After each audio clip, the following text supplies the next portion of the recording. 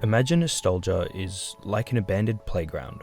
The swings, the slide, the whole playground is still there. You can visit it whenever you want, but it's abandoned and no one else is there. All the other kids you played with have grown up. And I think that's why video game nostalgia can be so dangerous. Because unlike the abandoned playground, when you boot up an old game from your childhood, all the characters are still there. The world exists, untouched, unchanged.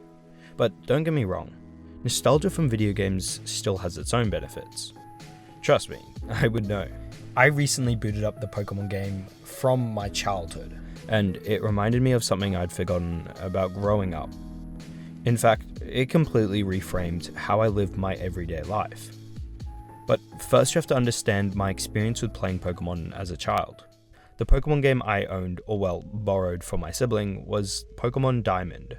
For me, growing up, being able to play on my DS was something special. I mostly played on my DS in long car rides, during camping trips, or during the Christmas holidays. I have several other siblings, so I often had to share their DSs with them. For me, this personally turned playing Pokemon and gaming on the DS as a whole into a really unique experience. When I played on my DS, I wasn't just sitting there and playing by myself. No, instead I was taking turns with my siblings, or playing with them. As a kid, I had this guidebook on how to play Pokemon with all these tips and tricks. Whenever I was playing the game, my brother was giving me tips from the book, or vice versa. Even though the game was technically one player, it felt like we were both playing together. Together, we were navigating the wilderness and taking down gym leaders, capturing new Pokemon. We did technically have our own games, with him having Pearl and me of course having Diamond. But for some reason, we were constantly losing our games. So at any given point in time, we either had Pearl or Diamond, rarely both at the same time. Now, I've been wanting to return to my childhood game for years, but of course, I just couldn't find the cartridge anywhere. As far as I knew, I left the game at some random campsite and lost my childhood Pokemon forever. That thought kinda haunted me, because this wasn't just about losing a game. It felt like losing a piece of my childhood. And if you played Pokemon growing up, you might understand. If I really had lost it, there'd be no way back. No way to ever stand in Sinnoh again as the kid I once was. But I was wrong. Luckily for me, the cartridge was sitting on top of a random cupboard in the basement. For what reason, who knows. As soon as I found it, I was exhilarated. I literally jumped up and ran around the house searching for my old DS. The moment I opened the game, I was met with my original team. A wave of nostalgia hit me as I saw my first starter, Pip, and all the other team members.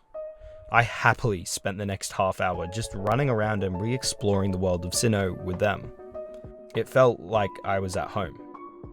As I played, a big old smile spread across my face. I was grinning from ear to ear.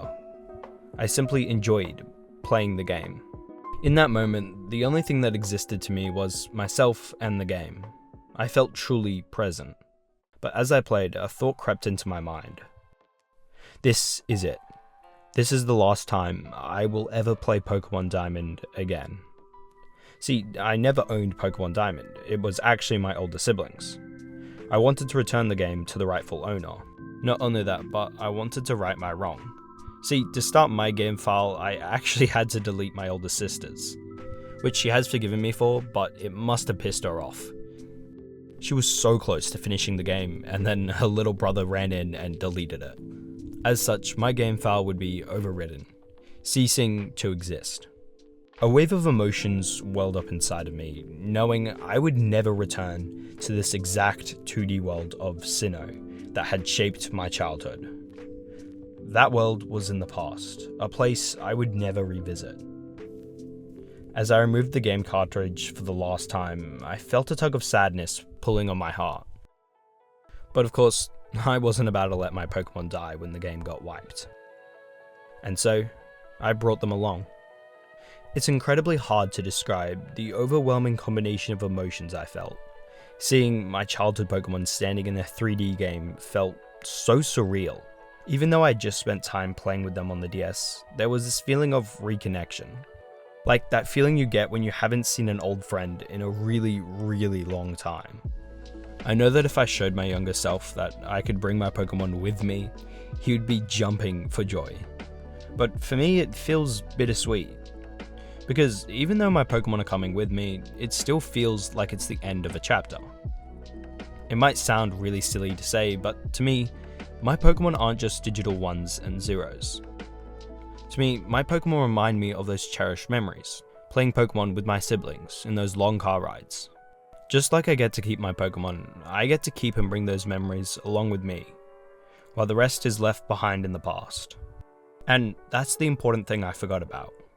See, for me, one of the things Pokemon taught me was this. A good time that creates everlasting memories is worth it. With the modern world moving so fast, sometimes people forget what you get to keep from the past. The only thing you truly get to take with you from the past is the memories and the results of your actions. Don't get me wrong, making progress and improving your life is very important. But I think it's just as important to do things that you're proud of. To make memories that put a smile on your face. Looking back, as a child, I really had no clue how ignorant I was of the kind of golden age I was experiencing. And I'm certain that's true for me right now. A version of me 10 years in the future will probably look back and think, damn, he had it all so good. Which to a certain extent is true, but it doesn't negate the fact that I view my past through rose-tinted glasses. Pain fades over time, so more often than not, we're left with the good memories. That's why so many people say they'll quit drinking after they have a bad experience of vomiting, but then don't. At the end of the day, the only thing I can do now is create the kind of present that will become a good past for future me. For me, that means putting in the work to improve my life, but it also means taking a moment to soak in the sunlight and just appreciate whatever is around me. So now I have a question for you. Are you currently building a better life for future you? Are you doing things you know a younger you would be proud of? Nostalgia sure is a nice feeling. It's great to look back on the past with a smile and remember those good times.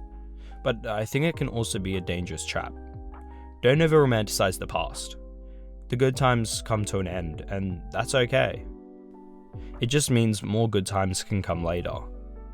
Nostalgia shouldn't just be something that gives you a warm, fuzzy feeling on the inside. It should be something that serves as a reminder and a source of motivation for the life you're building towards. The actionable step for this video is this. What change to your life can you make right now to build some worthwhile memories? Maybe for you it's spending some time with loved ones. Or maybe it's playing a sport you know your body won't be able to handle in the future. Maybe it's working on some really hard project that challenges you. Something that makes you look back and smile at all of your efforts and hard work. Whatever it is for you, do that thing that builds a worthwhile, everlasting memory. Well, it seems like you've made it to almost the end of the video, which means you probably enjoy my content. If you want more content from me and you want to join a community of like-minded people who are seeking to improve their lives, then check out the link in the description below. That link will take you to my free community. Inside, we all share advice and help hold each other accountable. So if you're interested, go check that out. Keep your sword sharp.